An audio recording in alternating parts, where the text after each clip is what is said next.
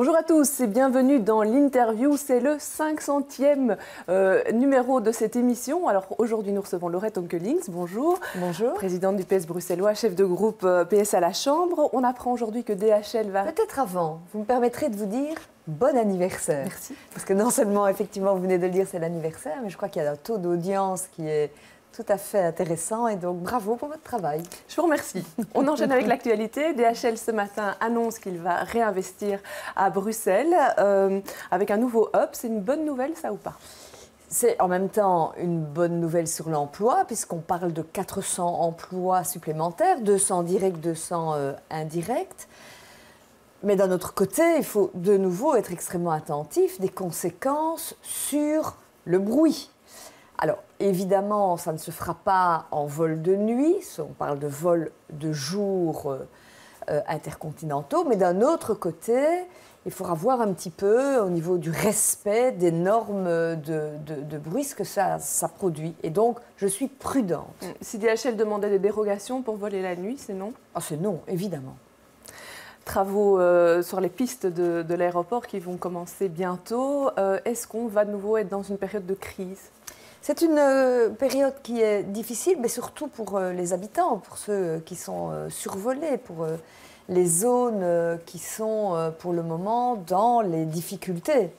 Et donc il faudra un petit peu voir, je sais que le gouvernement bruxellois est très attentif à cela, sur les respects des normes, puisqu'ils vont réclamer les amendes. Madame Frémaux est extrêmement attentive à ce que l'on puisse respecter finalement les décisions du gouvernement bruxellois. Il faudra l'être d'autant plus à l'avenir. Est-ce que vous soutenez Yvan Mayer quand il dit qu'il faudrait soit délocaliser l'aéroport, soit au moins reconcentrer tous les vols sur le ring? Il a raison de dire que, on le constate, ça ne va pas d'avoir un aéroport si proche de la ville.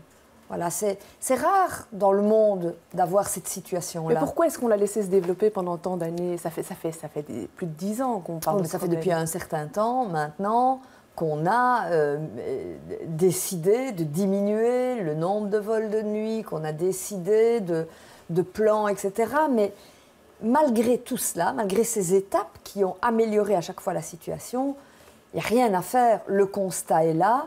On a beau choisir des chemins qui préservent des zones peuplées. Regardez ce qui se passe autour du canal, c'est la catastrophe aussi. Donc il faut effectivement penser peut-être autrement à délocaliser si possible l'aéroport ou alors changer complètement la donne au niveau des routes. On devrait faire comme Isabelle Durand le proposait à l'époque, tout concentrer sur un couloir? En fait, nous avions proposé d'augmenter la nuit calme. Le gouvernement fédéral, on va voir s'il va aller dans ce sens-là. Moi, je plaide véritablement pour élargir cette nuit calme, parce que je pense d'abord à ce que vivent les Bruxellois. Alors, emploi, on voit que le chômage baisse à Bruxelles, mais il reste quand même très élevé. Est-ce qu'il faut de nouveaux outils? Oui, tout à fait.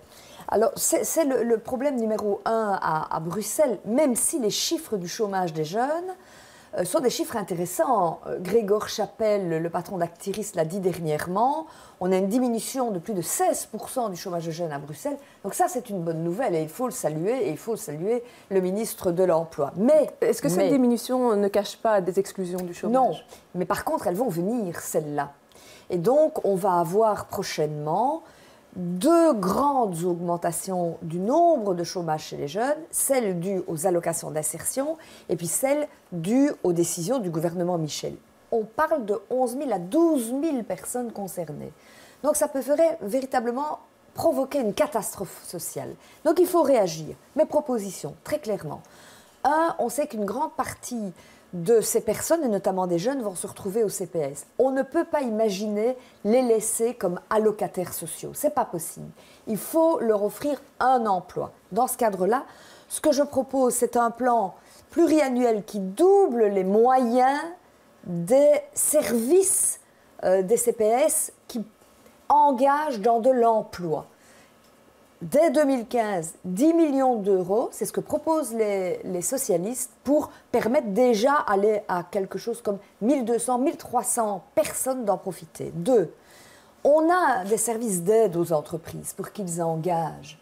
Mais on a des nouvelles compétences à Bruxelles. Il faut en profiter pour réorienter les aides. Plutôt que donner des aides qui provoquent des effets, ce qu'on appelle les effets d'aubaine, c'est-à-dire qu'on donne les aides ou pas, l'entreprise engage. Il faut absolument aider plus les entreprises qui engagent des chômeurs bruxellois. Et donc, une réorientation des aides, c'est indispensable. 3, ce gouvernement travaille bien, dans la sérénité, et j'en suis vraiment heureuse. Ils ont vraiment développé une politique de nouveaux quartiers, mais ça va faire des nouveaux habitants qui vont s'installer dans ces quartiers, ça va faire de l'emploi. Un exemple, Néo, plateau du Heysel, eh bien, on va avoir 2000 emplois rien que dans la construction, 2000 emplois de création d'activités économiques. Prenez le quartier Reyers, 7500 habitants en plus, des logements qui vont être construits, puis des quartiers commerçants avec des personnes qui vont être engagées. Donc c'est vraiment comme ça qu'il faut poursuivre. Didier Gauzoin prévoit de modifier le système des ACS pour qu'il y ait une plus grande rotation. Ça suscite une grande inquiétude dans le milieu associatif notamment. Oui, mais je le soutiens. Je pense qu'effectivement, il faut réfléchir le système des ACS, il faut réfléchir à aller plus loin dans la garantie emploi jeune avec cette obsession d'offrir de l'emploi aux Bruxellois. Maintenant, tout ça doit se faire en concertation avec le secteur. Oui, parce que qu'est-ce que vous répondez aux associations qui disent qu'on ne peut pas fonctionner sans ces emplois subsidiés? Et on les comprend bien. C'est pour cela qu'une réforme des ACS doit se faire en concertation avec les associations.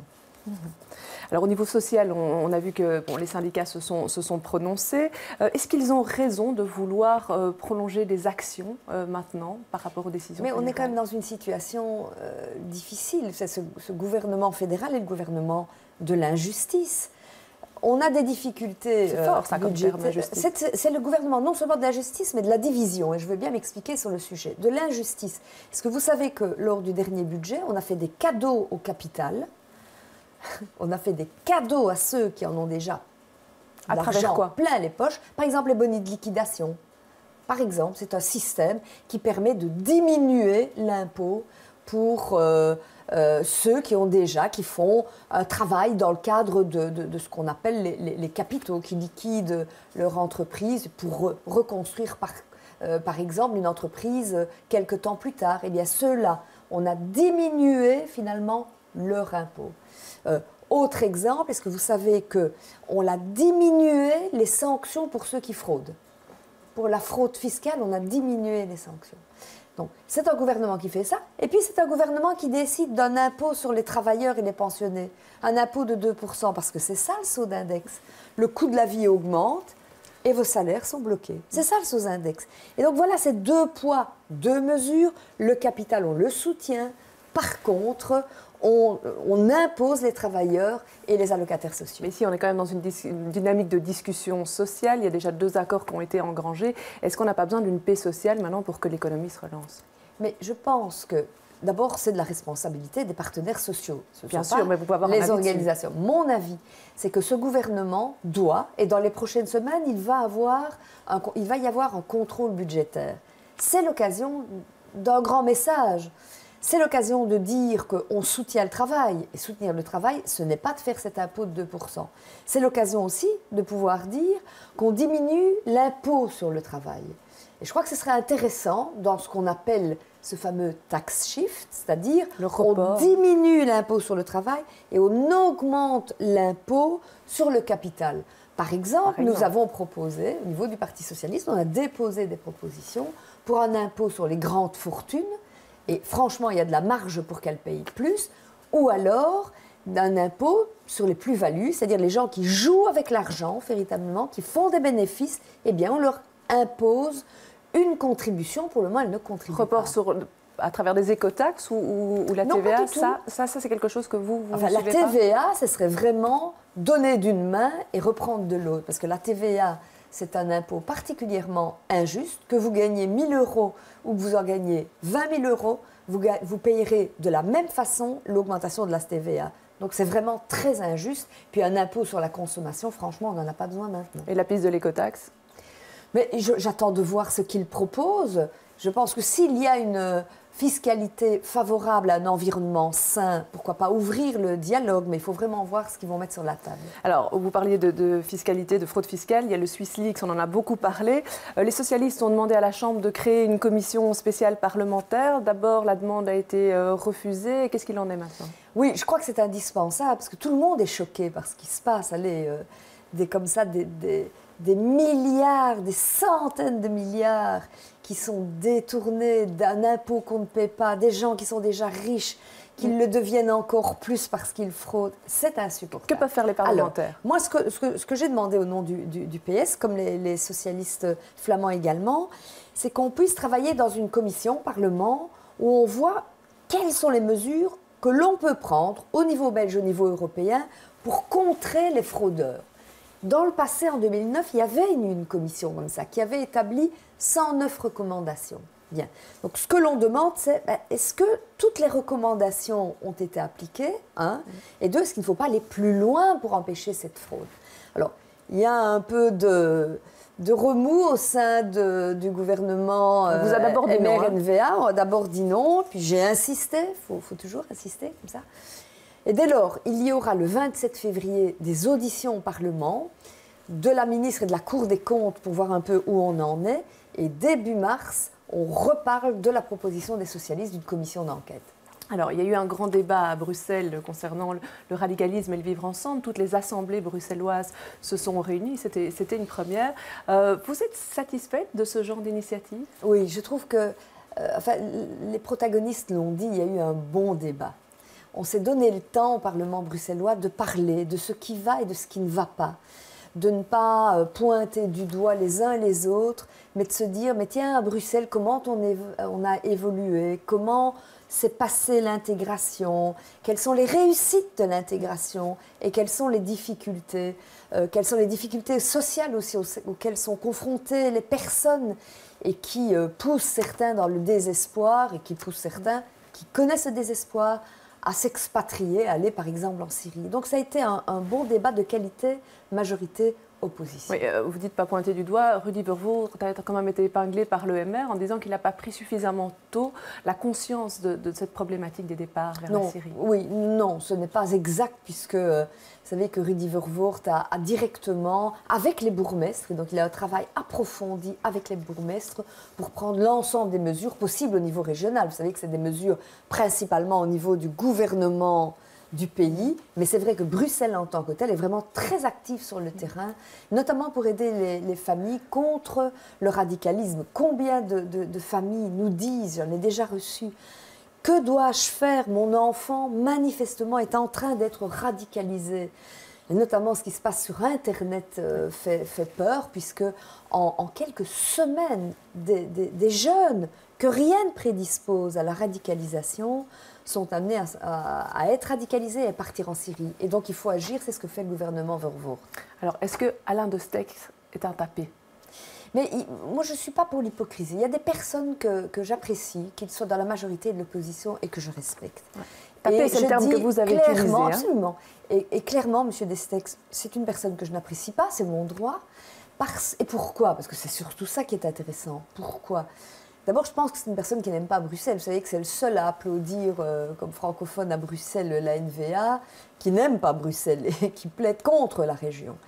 Mais surtout, c'est une personne qui fait dans la provocation et la désunion.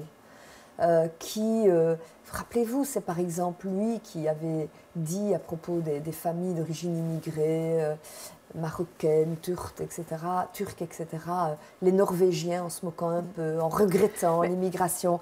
Et donc, dans le débat de nouveau vendredi, il n'était pas dans cette volonté de construire. Et donc, comme j'aime le consensus et que j'aime quand on construit une action positive, ces propos qu'il tient constamment, qui sont dans la provocation, je n'apprécie pas. Mais en le traitant de taper, c'est un peu manier l'injure. Ça n'élève pas le débat. Je dis ce que je pense. Vous savez que c'était un mot sur 500 que j'ai prononcé.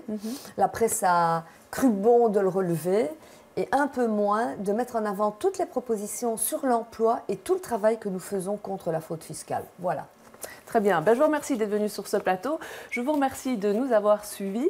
Demain, L'invité de François Heureux sera Didier Renders. Je vous souhaite une bonne fin de journée.